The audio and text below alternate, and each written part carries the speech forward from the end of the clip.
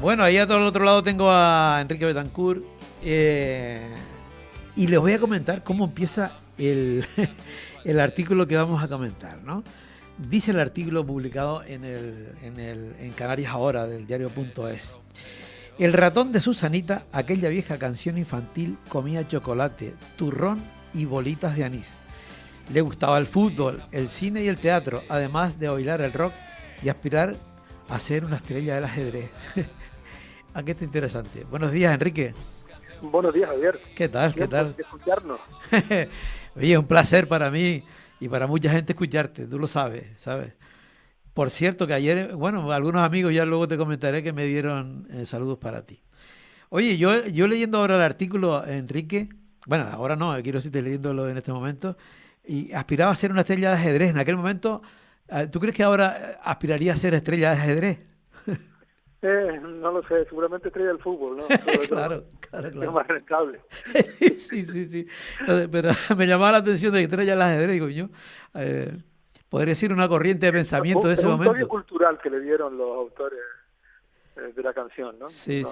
No dejarse solo del tema del fútbol, ¿no? Sino del ajedrez, que es más de minoría, evidentemente. Claro. Bueno, Enrique, la verdad es que dice que cada artículo debe tener un buen reclamo, ¿no? Un buen titular, ¿no? Para que la gente se lance y nade en él, ¿no? ¿Por qué es eso del ratón de Susanita? Sí, por la anécdota, ¿no? Digamos, no es el meollo del tema que vamos a tratar, que fue Ya. Lo del barco del Hantavirus, ¿no? Y su escala en Granadilla, ¿no? Pero sí que tuvo mucha repercusión porque yo creo que se utilizó un asunto, por cierto, sacado de la inteligencia artificial, sin demasiada documentación ni base científica, para poner, digamos, un escollo más a la hora de que el barco pudiera atracar o fondear, como primero inicialmente hizo en Granadilla, ¿no? Fue respondido después evidentemente con datos y quitándole relevancia a esa posibilidad de que las ratas o los ratones saltaran al agua y expandieran el virus, ¿no? Yo creo que era algo bastante bobo, ¿no? Poco responsable, poco fundamentado, ¿no?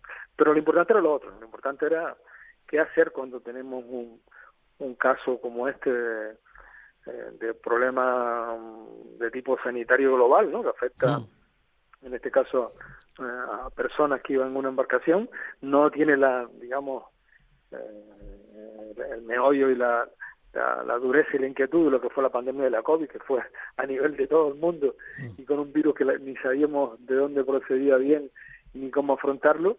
En este caso, pues hay cierto conocimiento del origen, dónde se produce, hasta dónde llega, y luego es mucho más acotado que el tema de la COVID. Pero bueno, nos afectó en este caso directamente porque el barco, aunque venía del norte del sur del planeta, terminó llegando a Canarias, otras cosas porque primero pasó por Cabo Verde, y Cabo Verde ya nos envidia y creo que nos debería envidiar por nuestro sistema sanitario y nuestro sistema de emergencia. No estaban en condiciones de afrontarlo y por eso la Organización de Naciones Unidas, sobre todo a través de la Organización Mundial de la Salud, decidió que el desembarco se produjera en un puerto canario.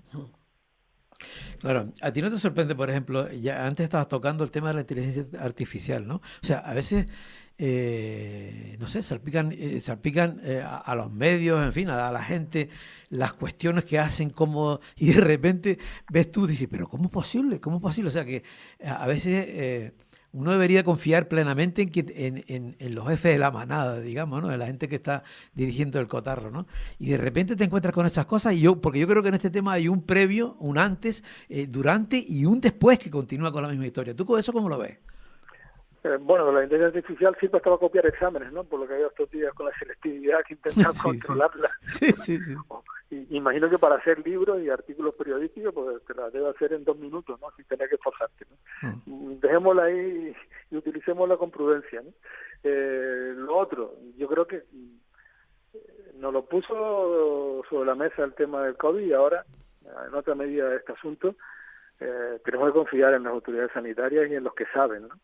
Por cierto, cuando ocurren estos temas, de repente surgen tertulianos que también saben de esto, ¿no?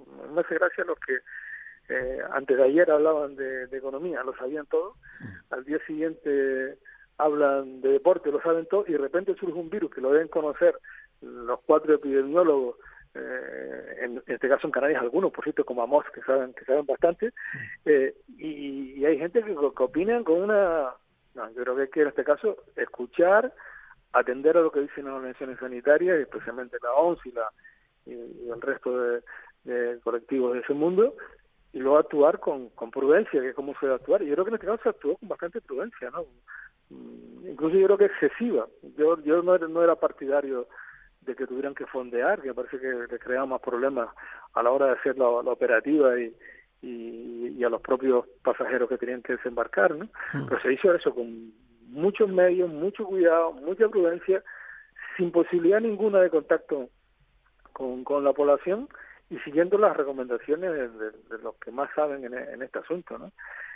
Por eso no entendí lo que pasó el sábado por la noche cuando, por una razón yo creo que bastante nimia y que no era motivo para frenar la operación, es cuando se enteran después de mucho trabajo en conjunto, no es verdad que no hubiera comunicación entre las administraciones, estuvieron 4 días intensamente reunidos, con llamadas y demás, y la chispa salta cuando desde los organismos internacionales se decide ampliar algunas horas del operativo.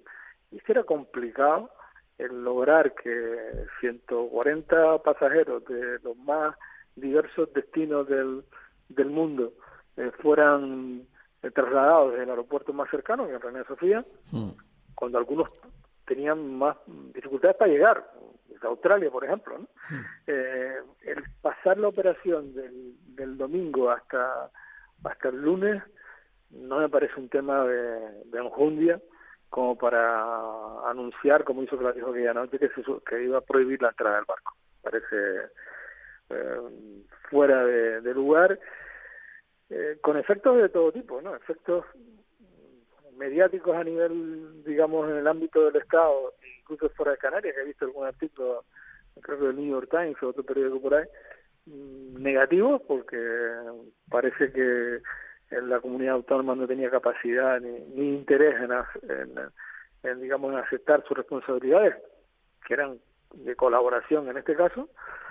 Y luego la dinámica interna no estoy seguro que sean así, porque creo que han realizado un despliegue mediático para fomentar el victimismo y para situar el problema fuera de aquí, que igual es rentable aquí. Pero yo creo que en estos asuntos me gustaría pensar que nunca se debe, digamos, calibrar o intentar buscar réditos políticos, mejora de imagen, colocarte como el salvador y que se actúe con absoluta responsabilidad en función de los parámetros y los protocolos que corresponden a una emergencia de este tipo, y que no le quieran ocupar más lugar mediático que el que debía haber ocupado esta pequeña crisis, ¿no? Que hay una situación que afecta a un grupo de personas donde hay algunos que parece que pueden estar contagiados, otros que se ha demostrado estos días que mayoritariamente que no.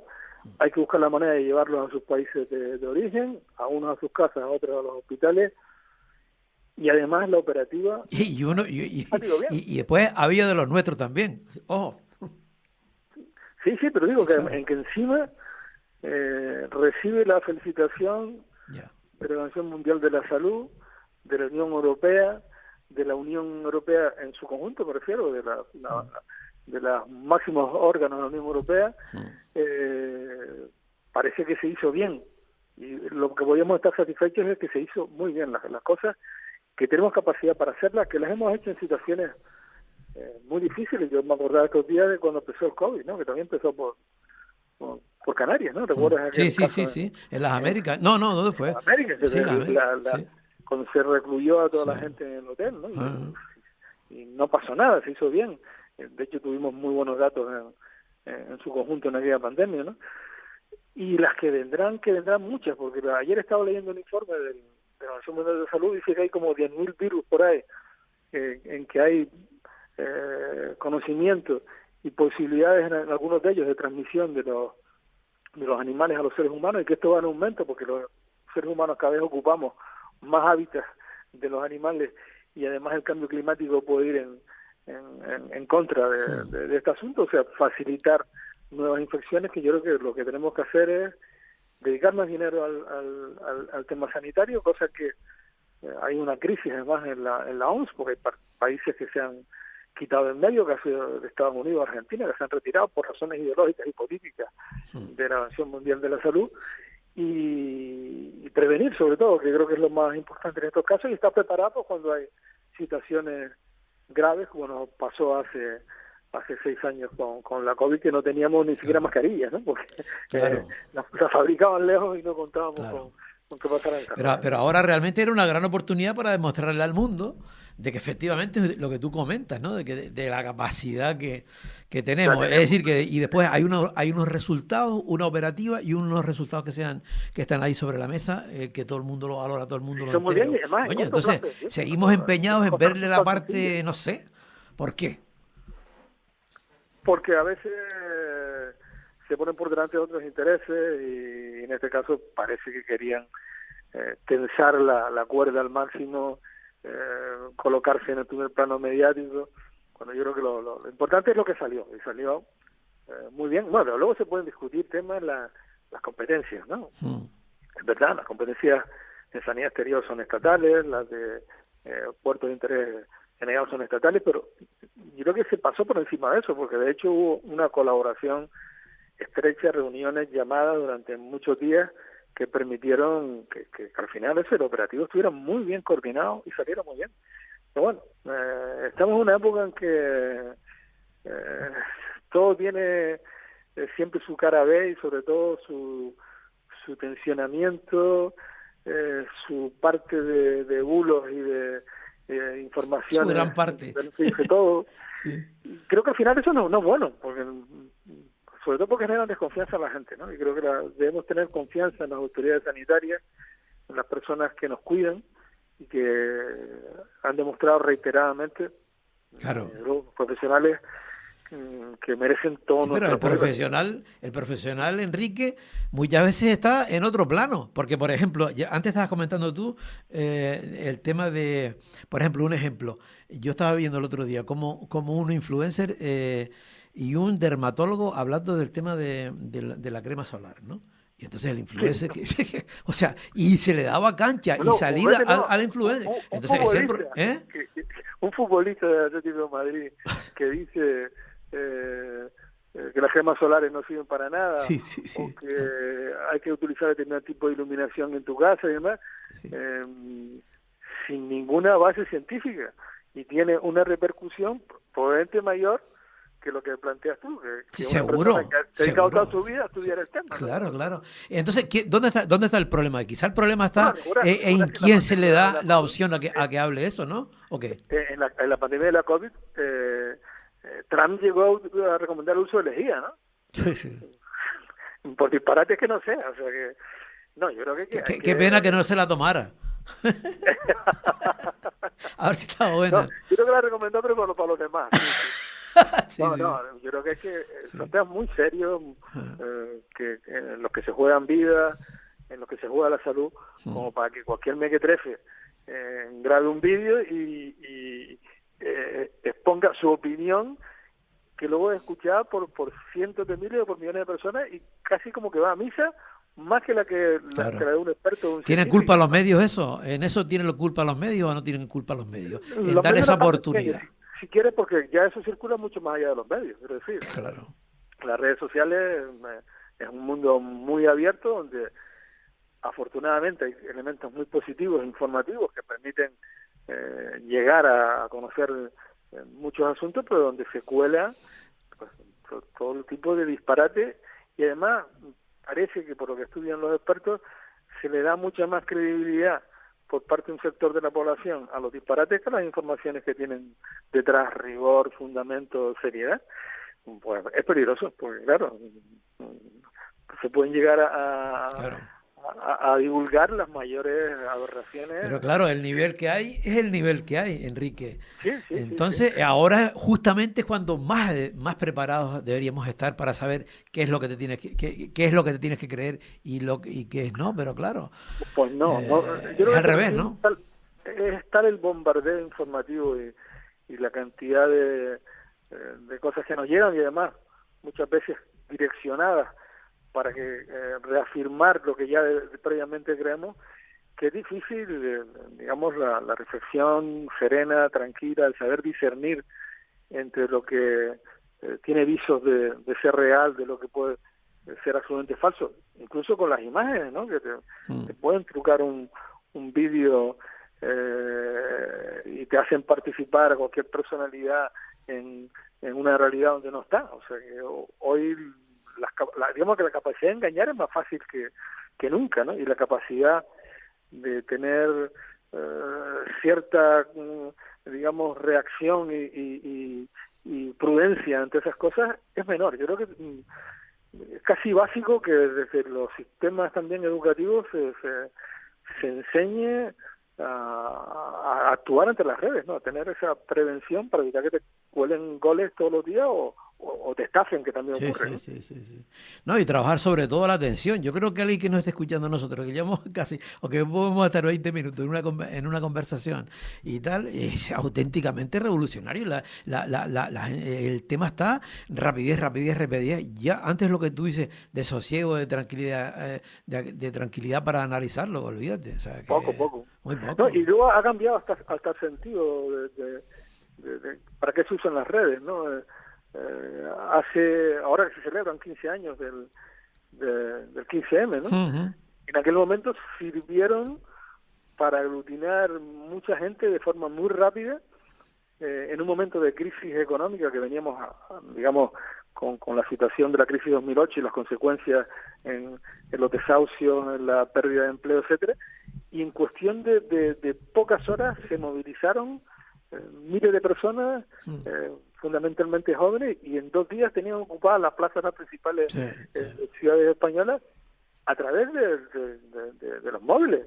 Gente que no se conocía de nada. Fue increíble, sí. Que aparte que prácticamente no tenía nada en común, pero que de repente coincide y es un fenómeno que estuvo durante varios meses en primer plano y que en cierto sentido pues cambió la política, aunque no de forma directa.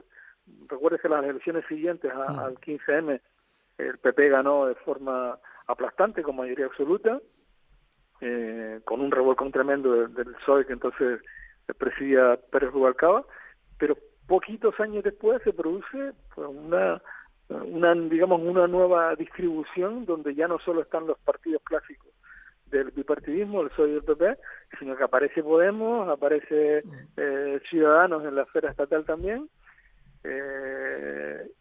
y como en 10, 15 años vuelve a cambiar todo. O sea, los partidos que surgen después del 15M prácticamente hoy están desaparecidos, Ciudadanos desaparecidos y Podemos en una crisis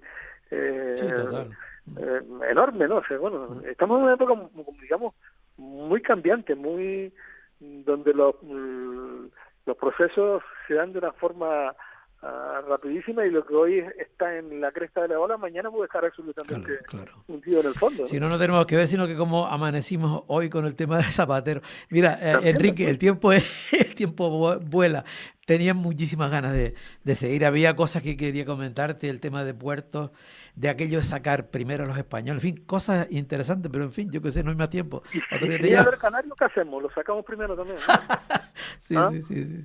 O si llega a ser Canarios, sí se hubiese permitido la entrada sin ningún problema, sin crear crisis. Es tremendo, es sacar como sea, o sea, es una cosa tremenda. Enrique. Sí, porque nos puede llevar a ese discurso que ahora empieza a ponerse de moda de la prioridad nacional, ¿no? Claro. En las urgencias acá atendemos primero, ¿por nacionalidad o por enfermedad? Sí, no, se nota claramente. Por enfermedad, y un médico lo hará siempre así, porque tendrá en cuenta la gravedad o no de la situación para atender a un paciente en urgencia, no mirar antes era así, ahora no sabemos, ¿viste? Sí, pero debe ser así, ¿no? Claro, total. Bueno, Enrique, un abrazo y otro día te llamo y seguimos hablando, ¿vale? Sí, y sigo pendiente de una cosa que hacer un encuentro pero presencial en Tenerife, por supuesto. Vale, perfecto. Sí. Bueno, ya me pongo en contacto contigo y lo montamos, sin ningún problema. ¿Vale? Un abrazo. Venga, un abrazo. Chao. Hasta Adiós. pronto. Chao. Estás escuchando El Rompeolas con Javier Rodríguez.